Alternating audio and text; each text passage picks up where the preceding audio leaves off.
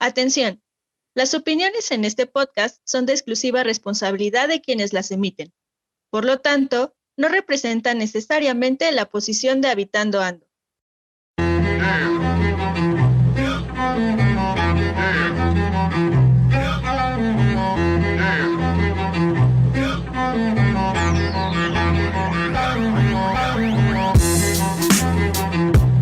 Habitando Ando es un podcast dirigido a todas y todos los habitantes de cualquier lugar que, sin importar el contexto, viven, sienten y piensan el territorio según su andar. Dialogar lo que vivimos, vemos y pensamos es nuestra pasión. Compartirlo es nuestra misión. Ajuste sus audífonos, prepare su café, porque las charlas con el territorio están a punto de suceder.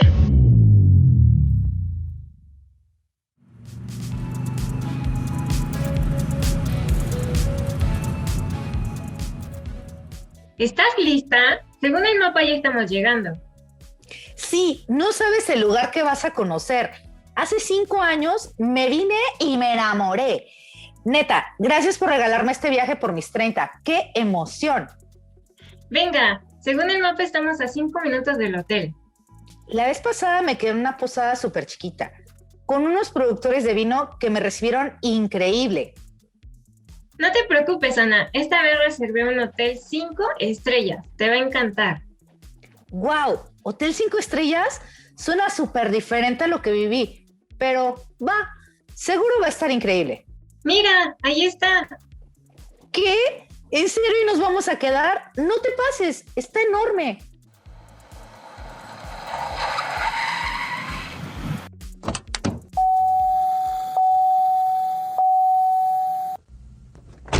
Listo, llegamos. Vamos a pedir que nos bajen nuestras maletas. Bienvenidas, permítanme sus maletas. Del lado derecho encuentran la recepción y posteriormente el registro. Se pueden dirigir al Jardín 1, donde les ofreceremos una copa de vino de cortesía. Adelante, por favor. ¿Ves? Servicio de primera. Sí, eso veo, súper fancy. Todo está muy cambiado. Recuerdo que cuando vine, todo era más rural. La comunidad estaba más presente. Esto ya es una experiencia totalmente diferente. No te preocupes, Ana. Ya tengo todo planeado. Deja que me entreguen las llaves, vamos por nuestra copa de vino y te cuento todo. Vale, Carlita, ya quiero saberlo todo. Estoy súper emocionada. 5 minutos después. Ahora sí. ¡Salud por tus 30! ¡Salud! Ahí te va el plan, amiga. Hoy ya es medio tarde. Ya ves que el viaje estuvo larguísimo. Entonces, hoy podemos estar en la alberca del hotel, pedir algo de cenar y relajarnos un poco. Sí, me parece súper buena idea. Va. Y para mañana planeé 2 cosas. A mediodía, un recorrido por el viñedo El Cielo. El tour incluye comida y todo, entonces por eso no te preocupes. Va. ¿Y después? Viene lo mejor. Un festival de música electrónica en el Club de Polo del Valle es un lugar súper exclusivo y el evento va a ser enorme. Es un festival padrísimo. Ok. No suena a algo que se pueda hacer en el Valle de Guadalupe, pero está bien. Pero vamos, ándale, Bueno, está bien, amiga. te va a encantar. Además, también incluye un after party y ahí en el club después del festival. ¿En serio? ¿Una fiesta? ¡Ay, no! ¿A qué hora nos vamos a dormir, Carla? No seas abuelita, Ana. Venimos a divertirnos. Ay, ya sabes cómo soy, Carla. Además, me gustaría despertar temprano para ir a caminar, desayunar en el lugar. Aunque es chiquito, hay un lugar muy bonito que conocí cuando vine, porque ahí es de un señor que nació aquí. Pero para el desayuno ya tengo reservado un restaurante gourmet que te prometo que te va a gustar. Todo el mundo lo recomendó. Ay, no sé, Carla. Todo está muy cambiado. Pero bueno, ¿te parece que vamos al cuarto, descansamos un rato y de ahí nos vamos a la alberca? Sí, perfecto. Te prometo que todo te va a encantar. Tiene cosas muy buenas. Salud por tus 30 de nuevo. ¡Salud! ¿Y tu habitante? ¿Crees que nuestro territorio está cambiando?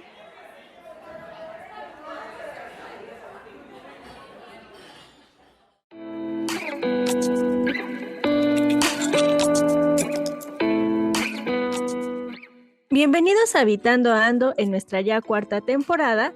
Yo soy Ale y junto con Roy y nuestro invitado especial abordaremos un tema que posiblemente tenga que ver con un lugar asociado a la producción del vino.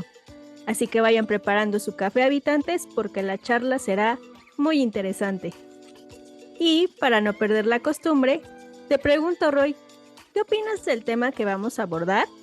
Hola Ale, ¿qué tal, habitantes? Gracias por escuchar un episodio más. ¿Saben? Según el reporte de Naciones Unidas, indica que para 2030 el 60% de la población mundial habitará en zonas urbanas, mientras que el porcentaje restante lo hará en zonas rurales. Lo que dará como resultado que en las zonas rurales cada vez más se intensifiquen los conflictos por la tenencia del suelo y, lo más importante, sus actividades productivas. Pero, ¿qué sucede cuando una zona rural próspera se enfrenta con el progreso de las zonas urbanas? Es por ello que hoy le damos la bienvenida al arquitecto Marcos Betanzos, del Despacho Fundamental y estudiante de la Maestría de Hábitat y Equidad Socioterritorial de la Universidad Iberoamericana Puebla, para que nos comparta la experiencia de la nueva ruralidad en su caso de estudio, ubicado en el Valle de Guadalupe, Baja California, así como de sus hallazgos, observaciones y reflexiones de las nuevas ruralidades. Así que sin más, Marcos, bienvenido.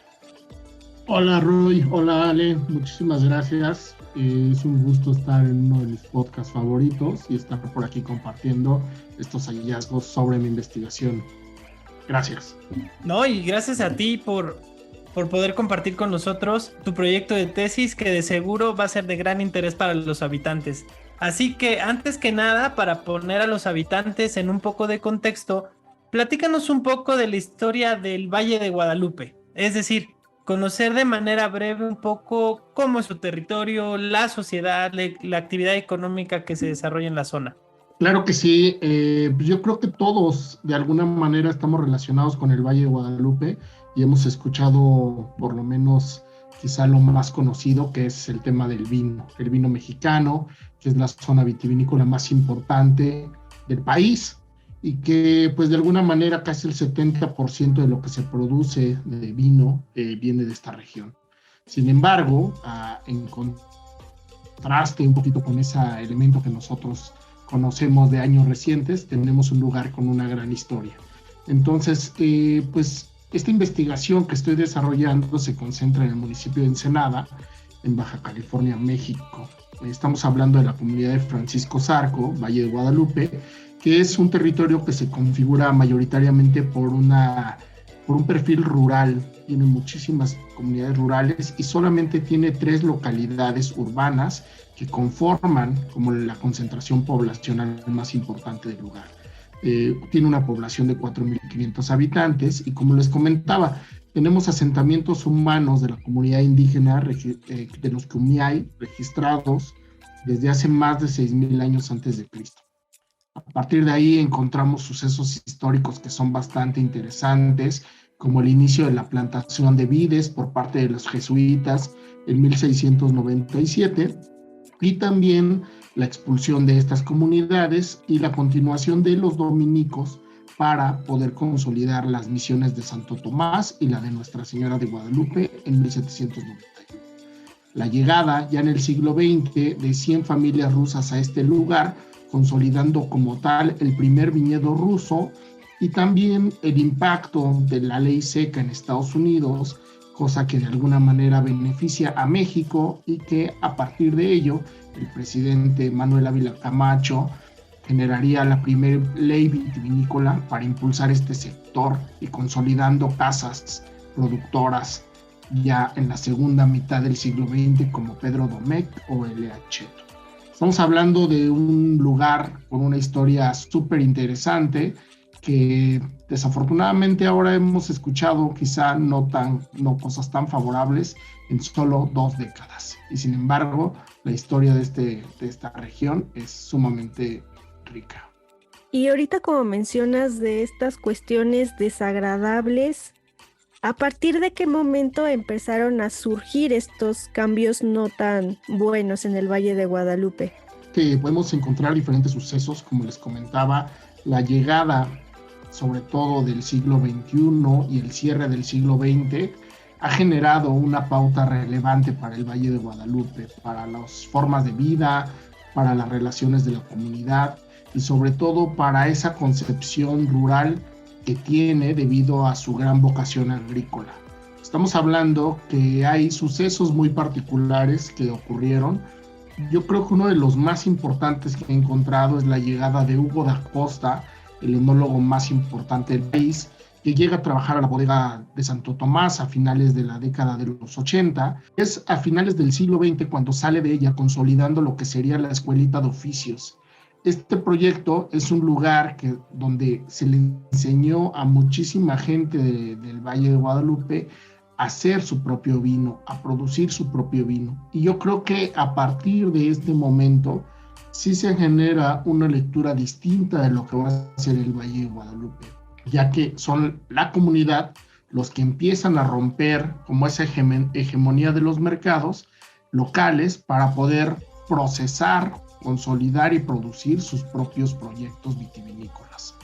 Yo creo que ese es un primer momento y sin lugar a dudas un gran detonante que viene 10 años, 11 años después, es la llegada del primer hotel boutique, que básicamente es el hotel endémico, hoy tiene ya otro nombre, pero este primer hotel boutique le cambia de alguna manera la concepción rural y lo convierte o lo consolida en un destino turístico. Estamos hablando de una tipología que como tal no existía en este lugar y que a partir de ahí empieza de alguna manera a ofertar un servicio que no existía.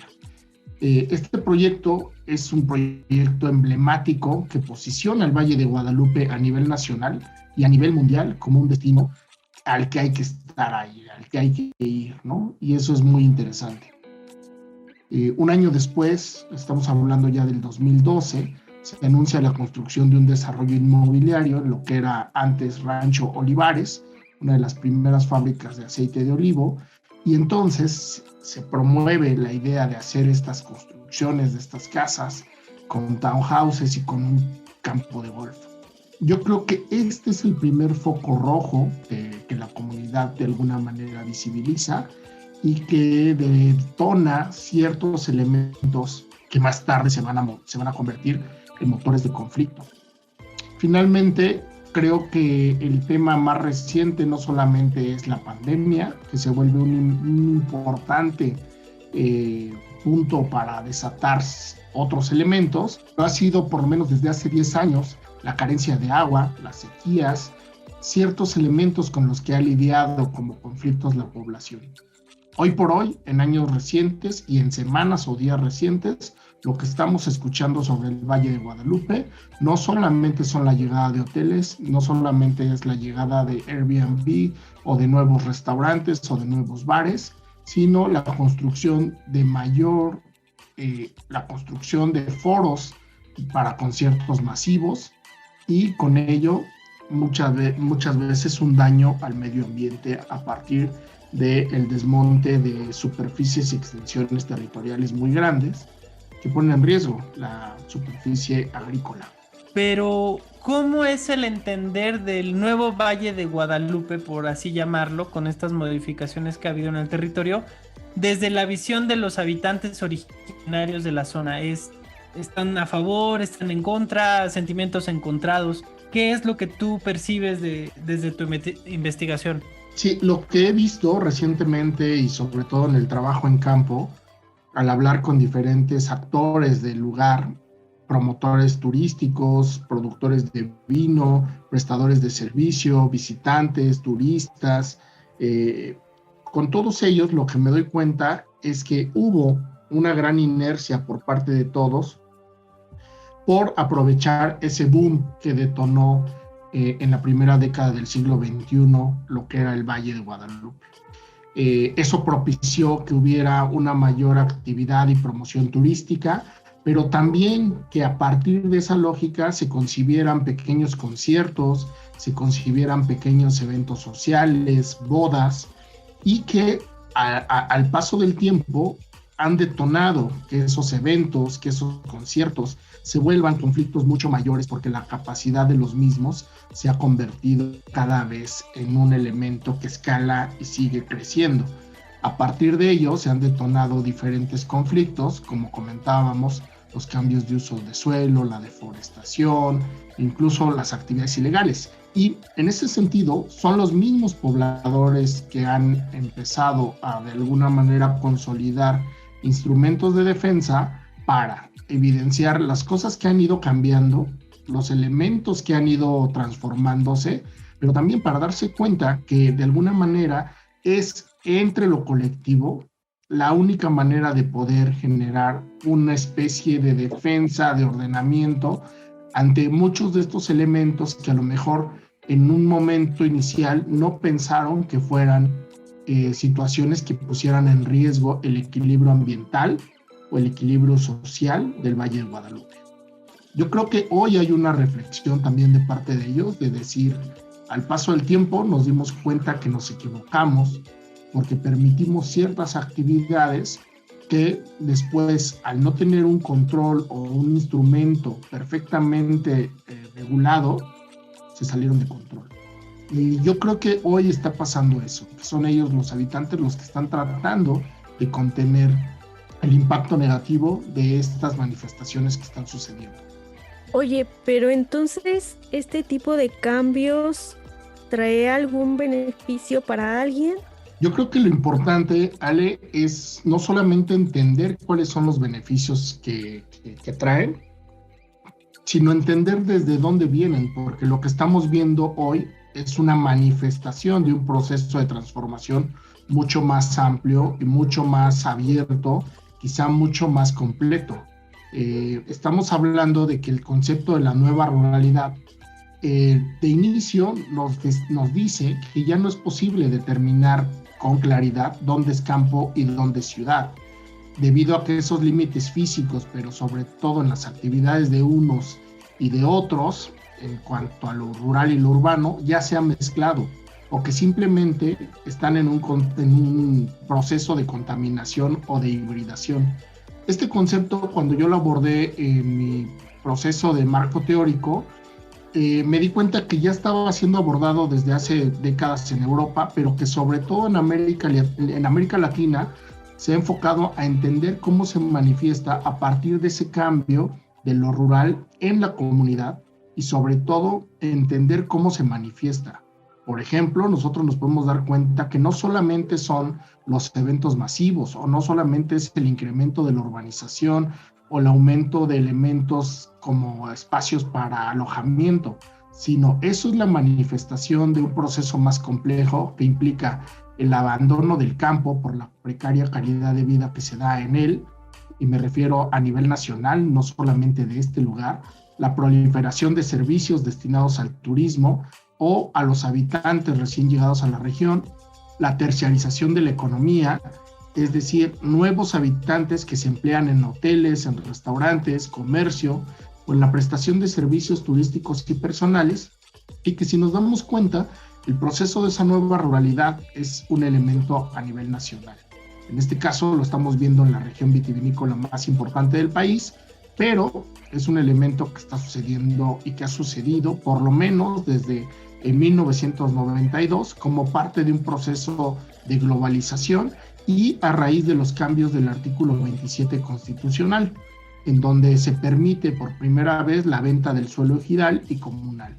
Entonces, si nosotros abordamos ese boom, nos podríamos dar cuenta que efectivamente hay ganadores en ese proceso, hay gente que se ha beneficiado, pero también hay conflictos que se han consolidado, desigualdades que se están consolidando y sobre todo procesos de transformación que la comunidad no necesariamente sabe en dónde van a aterrizar, cuándo van a concluir y sobre todo qué impacto van a tener en su forma de vida, en la manera en cómo se relacionan y en la manera en que su futuro dentro de este territorio se configura.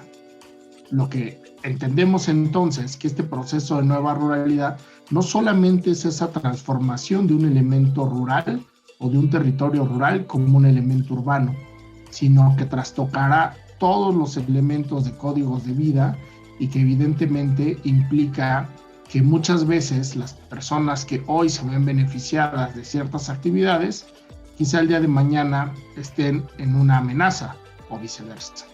Entonces, para mí me parece que uno de los principales beneficiados es, por un lado, si bien la industria vitivinícola, la promoción vitivinícola del país ha sido un elemento visible que se ha beneficiado, pero también podemos encontrar que gracias a que esta región tiene un auge económico, están llegando a ella mujeres de los valles centrales de Oaxaca que trabajan, que tienen una familia completa trabajando en una taquería, por ejemplo, un ingeniero agrónomo de Veracruz que asiste a la manutención de los viñedos, jóvenes meseros del estado de Sonora, de Guanajuato, que trabajan en los mejores restaurantes, o vigilantes de ranchos de Michoacán, por ejemplo, que fueron desplazados por el narcotráfico y el despojo de la tierra y que hoy cuidan una casa en el Valle de Guadalupe que se renta como Airbnb.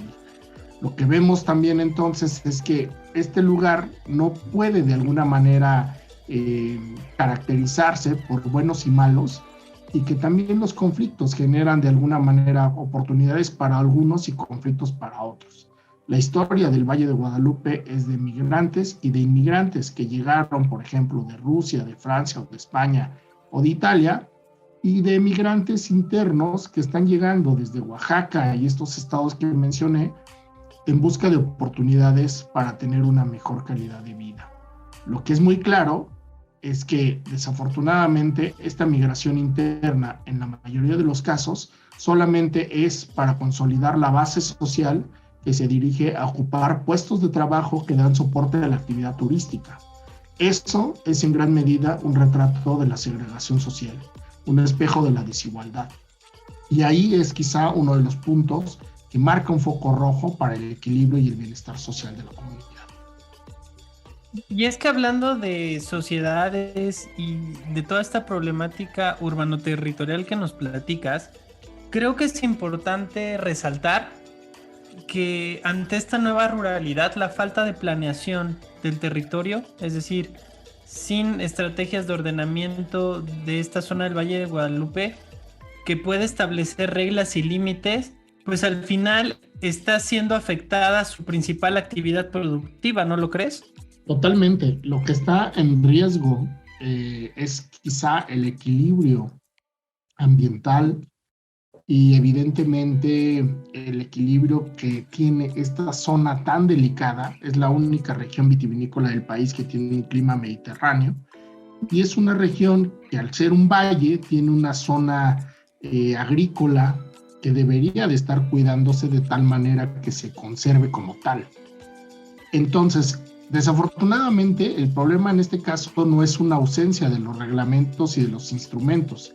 Se han consolidado desde hace muchos años a través de instituciones como la Universidad Autónoma de Baja California, estrategias y reglamentos para definir cómo y en dónde se debe de construir y qué elementos. Sin embargo, lo que vemos es que se han omitido y que en muchos de los casos no se han respetado, esperando en algún momento se regularicen obras que se desarrollaron, por ejemplo, durante la pandemia, que fue un periodo donde hubo muy poca vigilancia y también hubo muy alta demanda de visitantes extranjeros o de visitantes nacionales por encontrar un lugar donde refugiarse con espacios abiertos, cercano a la naturaleza, y que de alguna manera al llegar a este lugar detonó esa demanda, pues que existieran cada vez mayores construcciones y que de alguna manera se consolidara un paisaje de construcciones ilegales o no reguladas.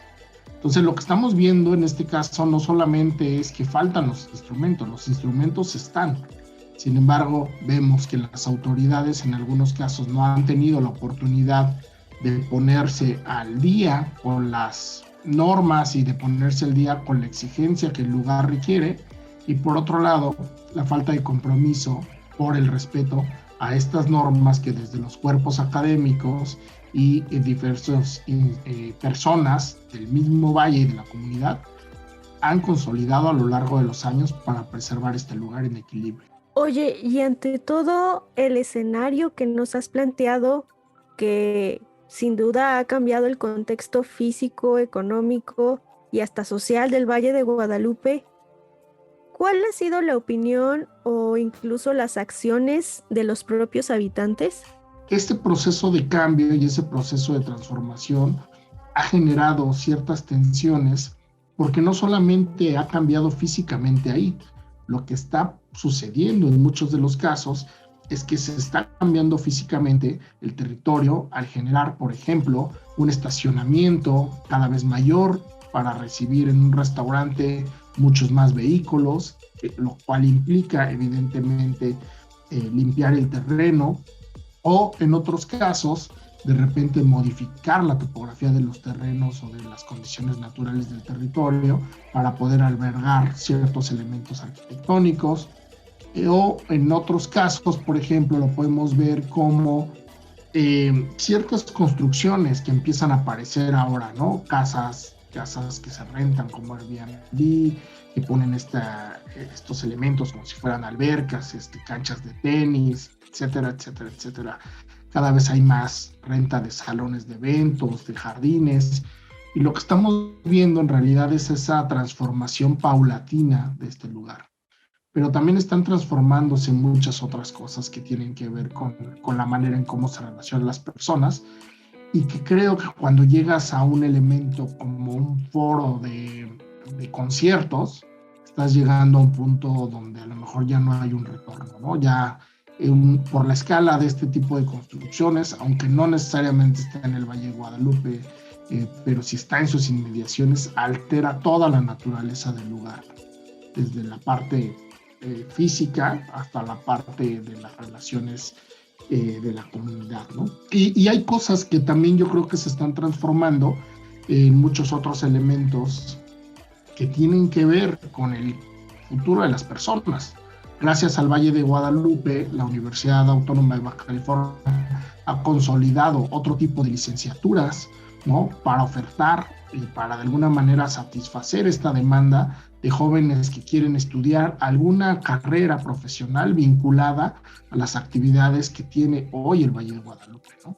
Entonces también me parece que es importante que esas transformaciones se entiendan, que no solamente son urbanizar lo que antes era rural, sino que en realidad estamos viendo procesos, estamos atestiguando un proceso de transformación de lo rural desde muchísimos ámbitos, el ámbito económico, social, ambiental, académico, ¿no?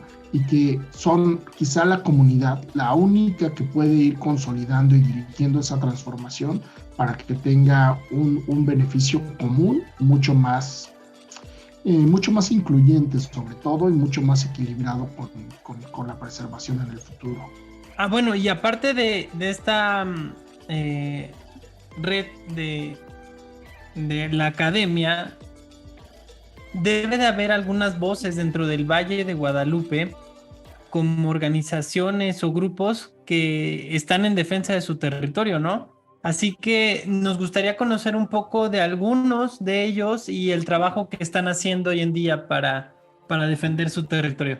Claro, a mí me parece que el proceso de transformación de estos lugares es bien interesante porque dentro de estos procesos de transformación, de los cuales yo he documentado a nivel nacional que han sucedido en diferentes ciudades y en diferentes estados, es la comunidad la que tiene los instrumentos y, digamos, la última palabra de hacia dónde, positiva o negativamente, esto puede terminar al consolidarse ese proceso de transformación. Y en el caso del Valle de Guadalupe, a mí me parece que es bien interesante, por un lado, el papel de las mujeres en la preservación de esta condición de la tierra, de los saberes que hay, de cómo cuidarla, cómo cultivar mejor, cómo procurar que estos procesos de cultivo sean mucho más amigables con la tierra. Y me parece que, por un lado, el papel, por ejemplo, de mujeres como Natalia Badán, que además han dado la batalla de manera constante, el papel de Daniela Duarte, que ha tratado desde la parte turística de promover y de decir cómo podemos ir cambiando como actores principales, como visitantes, para poder generar mejores prácticas. Me parece que es súper interesante. Pero no solamente lo han hecho, en este caso, desde el vino y el turismo. También lo podemos ver en el caso del paisaje, ¿no? Si nosotros hablamos con productores que están enfocados a decirle a mucha gente, oigan, algo que es muy importante es el tema del paisaje. Esto me parece a mí realmente interesante y lo ha hecho sobre todo Paula Pilluan, ¿no?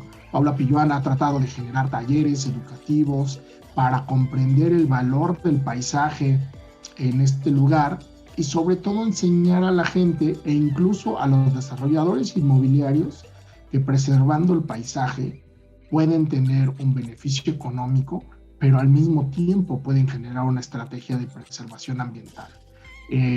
A mí me parece como súper valioso eso porque hay una lógica donde el conocimiento se impone y muchas de estas personas que están actuando son personas que han estudiado, que son profesionistas o que son investigadores y que hoy por hoy están tratando de consolidar ese cuerpo de defensa, ¿no? El papel en este caso de estas mujeres que menciono, en este momento son 3, pero solamente son un ejemplo muy pequeño de muchas otras mujeres que están tratando desde cada uno de sus nichos enviar mensajes de consolidación, de estrategias, de conciencia, de educación. Evidentemente, ¿no? Si nosotros hablamos,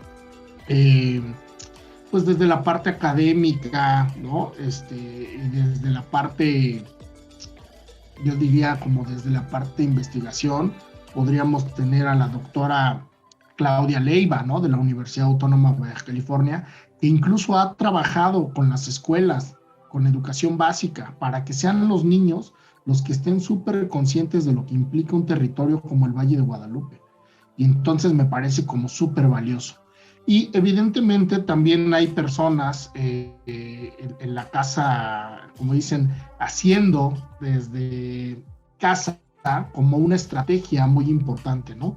Y muchos de ellos están haciendo diferentes cambios en cómo producen su vino, y pienso ahorita en Santos Brujos, ¿no? Que es un viñedo de Sergio Salgado, que lo que está haciendo de alguna manera es concebir una lógica completamente distinta, lejana al extractivismo, para entender que la tierra es un ser vivo, que hay que cuidarlo, que hay que procurarlo, y que a partir de ahí, con lapsos quizá más lentos de producción, puedes generar vinos de mejor calidad, vinos orgánicos, y que además hay un mercado mucho más consciente que también los puede comprar, que también los va a buscar, y que también eso permite que estos proyectos que requieren más tiempo sean proyectos que sean económicamente viables. Entonces, pienso en estos 4 casos. Evidentemente hay instrumentos como el Observatorio Guadalupe, donde es la academia, son los activistas, son los productores, son los alumnos investigadores de diversas carreras que están construyendo una plataforma para visibilizar el valor a nivel ambiental y no solamente económico que tiene un lugar como el Valle de Guadalupe. Por eso a mí me parece bien importante cuando mencionamos esto, porque es una manera de decir y de explicar, ¿no? El Valle de Guadalupe, estamos hablando no solamente de proyectos económicos que surgen a partir de la industria vitivinícola. Estamos hablando también que ahí, en este lugar, hay proyectos de vida, de gente que consolidó y que imaginó una vida a partir de su relación con la naturaleza, y no necesariamente un proyecto de vida a partir de un beneficio económico.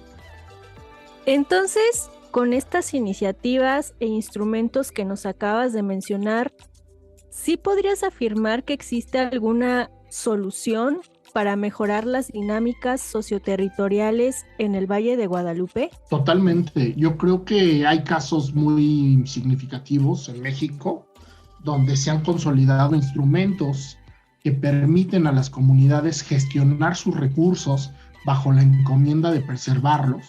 Estos bienes comunes que han surgido a partir de la riqueza de los territorios, y me parece que justo es el elemento más esencial, que la comunidad entienda el valor de esos bienes comunes y a partir de ahí pueda articular una serie de estrategias para preservarlos. Yo creo que ya lo están haciendo, Ale. La verdad es que me parece que son muchos los sectores, desde la parte académica hasta la parte incluso del turista y el visitante y el guía del turista y el promotor y etcétera, etcétera, etcétera, que lo están haciendo. Desafortunadamente creo que hace falta mucho más fuerza en la instrumentación, y sobre todo creo que me parece importante que para poder consolidar un elemento de defensa mucho mayor, es importante saber de dónde vienen esos conflictos. Y por eso comentaba yo al inicio, ¿no? Si no podemos visualizar que en realidad lo que está cambiando es toda la lógica rural de este sitio, podríamos pensar que lo que está cambiando solamente es el incremento del turismo o que se está lotificando, pero para mí eso solamente es la manifestación de un problema quizá mayor o de un proceso quizá mayor, que en realidad hace que todo lo que se concibió de alguna manera esté transformándose, y que en ese proceso de transformación genere conflictos incluso al interior de las familias, entre la comunidad y con las autoridades. Por eso es bien importante, creo que poder visibilizar el origen de esos conflictos socioterritoriales, para que a partir de ahí podamos instrumentar elementos que puedan integrar esas necesidades y esas preocupaciones de la comunidad que ahí vive. Marcos, sin duda tu tema es muy extenso, muy interesante. Nos gustaría seguir platicando con esto, pero quisiéramos darte primero las gracias nuevamente por estar con nosotros, y quisiéramos que nos pudieras compartir tu correo, redes sociales o alguna página web para aquellos habitantes que se encuentren interesados en seguir tu trabajo, tus investigaciones, o inclusive profundizar más en el tema, pues te puedan contactar.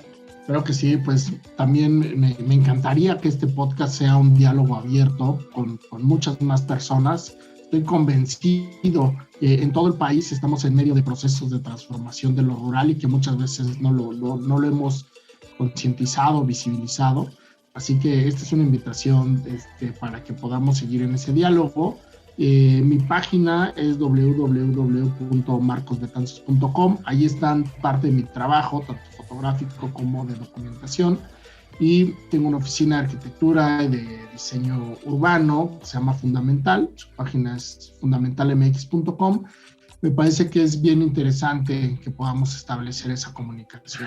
Para los que quieran seguirnos, en todas las redes sociales estoy como mbtanzos, y en Vimeo van a poder encontrar un teaser del documental que también estoy realizando a partir del Valle de Guadalupe, que se llama Las Voces del Valle. Los invito a conocerlo, a participar, a dejarme sus comentarios, y sobre todo pues a que se vuelvan testigos y defensores de estos procesos de cambio que muchas veces ya estamos inmersos en ellos, ¿no? Perfecto, muchas gracias Marcos por acompañarnos. Y habitantes, no se olviden de seguir a nuestro invitado, claro, y tampoco al podcast a través de nuestras redes sociales. Estamos en Instagram como @habitando.ando y en Facebook como habitandoando. Si nos escuchan por YouTube, pueden suscribirse al canal, activar la campanita de notificaciones y compartir nuestro contenido. Yo soy Ale Chamorro y me encuentran en Instagram como @ale.chvillordo. ¿Y a ti, Roy? A mí me pueden encontrar en Instagram como Rodinarch. Disfruten y vivan su territorio. ¡Nos vemos!